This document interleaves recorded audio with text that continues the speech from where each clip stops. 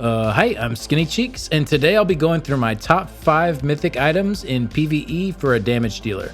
Mythics were first introduced in Greymoor with the Antiquity system, and since then, each new overland zone that has come out has also featured new mythics. We've seen some go through some big changes, but this will be my up-to-date list as of the Blackwood release. So if you aren't already familiar with how mythics work, you can only wear one of them at a time, and for your first time collecting each mythic, you will need to find the leads for 5 different pieces that you'll combine to form that specific item. The leads are scattered all throughout different types of activities such as world bosses, treasure chests, and even fishing. Then once you find that particular lead that you're searching for, you use the scrying system to locate the dig site, and then you'll dig it up through the Antiquity system. So once you've done this process once, you can recreate it as many times as you want with transmute crystals with the set collection system at a transmute station. So this video won't be a guide on how to obtain each of these mythics, though I will include the lead locations on the screen for each one when I'm talking about that item. Keep in mind, as of this recording, just a day before Blackwood's release, the 2 mythics that I will be discussing from the Blackwood chapter have not had all of their lead locations hunted down yet, so it looks like we probably won't have anyone with these on day 1 of the patch dropping. For more info on the locations of all of the leads, and to stay up to date on the current hunt for the missing Blackwood leads, Inklings and Ninja614 have teamed up to make a Google spreadsheet, as well as host them on Ninja's website. Both are really great resources for these leads that I will have linked down in the description below. So definitely make sure to check both of those out to see where to find those remaining leads.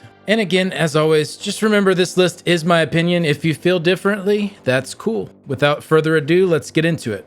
First off, we have Thracian Stranglers. These are lightweight gloves that increase your weapon and spell damage by 23 for every killing blow you get, and this stacks up to a maximum of 50 times. So it goes up to an extra 1150 weapon and spell damage if you can manage to get the full 50 killing blows. It does have the drawback to it where you also reduce your health by 120 and reduce your damage shield size by 1% for each stack as well. The big thing that hurts this set and stops it from being used a little bit more is the killing blow requirement. In 12-person trials, killing blows aren't super easy to come by, and especially not enough to rack up 50 of them. And you can't pre-stack the killing blows before you pour it in, as the counter will reset every time you change instances. It does also reset if you crouch, take the gloves off, or if you die. For solo arenas and some 4-man dungeons as well, this can definitely be a nice option. The big thing you want to make sure of when you're wearing this is that you're getting to a fair number of stacks pretty quickly once you put it on, as the first 10 to 15 stacks or so are going to be a detriment in comparison to wearing a full monster set. But once you're beyond that, you can get some really nice damage out of it. This definitely isn't the busted strong set that it was on first release, but still can be really good situationally. Next up will be the Ring of the Wild Hunt. This increases your movement speed by 15% while in combat and increases your movement speed by 45% while out of combat. So this isn't something that we'll be using in combat as a DPS, but can be really convenient between ad waves or just getting up to that first ad wave faster in whatever content you're doing. It's a little easier to use on PC with add-ons to quickly swap between gear sets, but since it is only a one piece, especially for the longer distance runs, it can definitely still be swapped on and off without add-ons and save you some time. Really nice when trying to go for those speed runs to squeeze out a little bit faster times. I really love this mythic though. I have one on every single character and also use it when I'm running around town doing my crafting writs.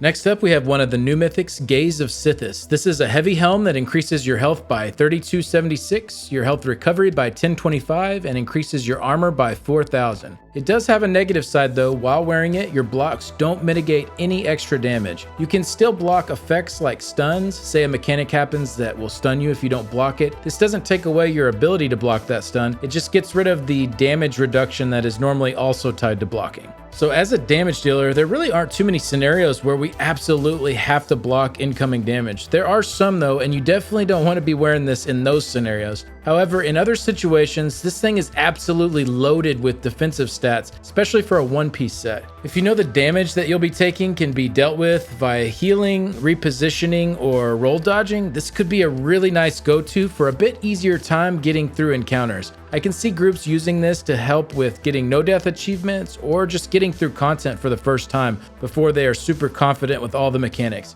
You do give up a little bit of damage to run it, but it isn't anything too crazy, as you can still easily fit it in with 2 5-piece sets and a 1-piece monster set. Overall, a really nice set though, and one I'll be trying to grab as soon as I can once we have all the lead locations discovered. Next up, we have Ring of the Pale Order. So this did go through some changes in Blackwood and will be a little bit better in some scenarios and worse in others. So with this item on, you restore 20% of the damage you deal as health. This value is decreased by 4% per ally you are grouped with, and while you're wearing it, you cannot be healed by anyone but yourself. So this was bumped up to 20% from the 18% it was before, but the key thing here is that there is no longer a maximum amount that you can heal for. So the harder you can get an ability to hit for, the bigger heal that you can get. So big damage, big heals, easy. The other key change with the set is that you now lose 4% off of that heal for every group member. So if you're duoing, you'll get 16% heals from your damage, or in a 4-man group, this will be 8% heals from your damage. And then for a 12-person trial, this will be useless. I really like the new design of this and think it's in a much healthier spot overall. Absolutely fantastic option for solo play, especially working on world bosses or solo arenas, but with that 8% healing in 4-man groups should still be pretty nice if you want to run 3 DPS in some dungeons as well. Won't be quite as strong as what a healer could provide in terms of raw healing, but say you're doing 50k DPS, that's still 4k heals a second coming in from the one-piece set, which is really nice, but not quite as good as the 10k heals a second you'd be getting pulling 50k DPS solo though. I'd say this is definitely a must-have item for anyone other than people who only do 12-person trial content. Definitely grab this if you're trying to get through Veteran Maelstrom Arena or Veteran Vateshran Hollows for the first time, or if you're just trying to have an easier going time on your 50th time through.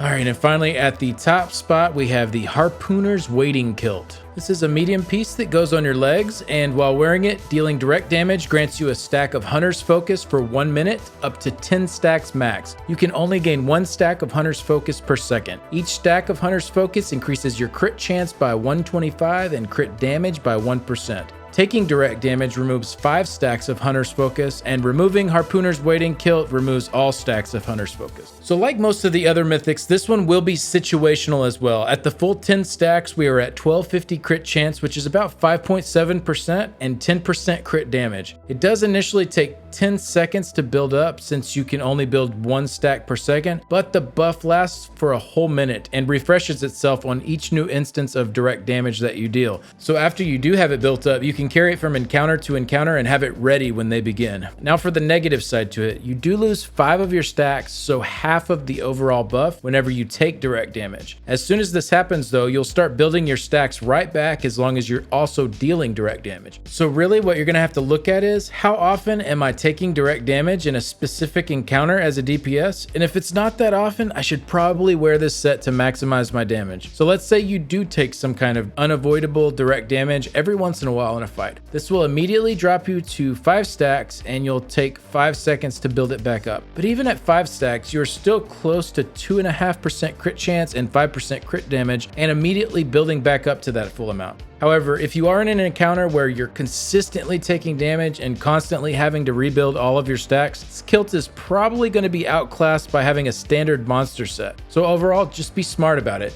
Take advantage of it when you can, and in those situations, it's going to be a really nice damage boost. For situations where the buff will fall off a lot, don't wear it. My only real complaint is I wish this piece felt a little more quote-unquote mythic. The bonus isn't too much more than what you get from your standard monster set, and to me personally, it just isn't super exciting. However, regardless of the excitement that I feel for it, the numbers will back it up, and it should be the strongest option for many encounters in the game. And like I mentioned in the beginning of the video, as of this recording, people are still trying to hunt down the lead locations for this, so it may be a little while before we know where to grab it. But once we do, I'll be trying to scoop it up as quickly as possible.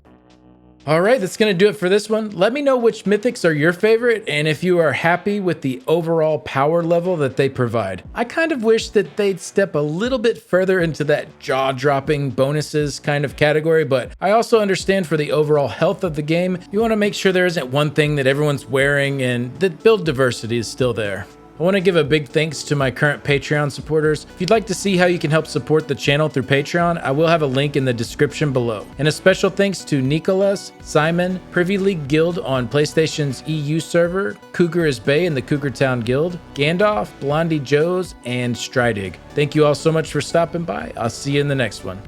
Bye.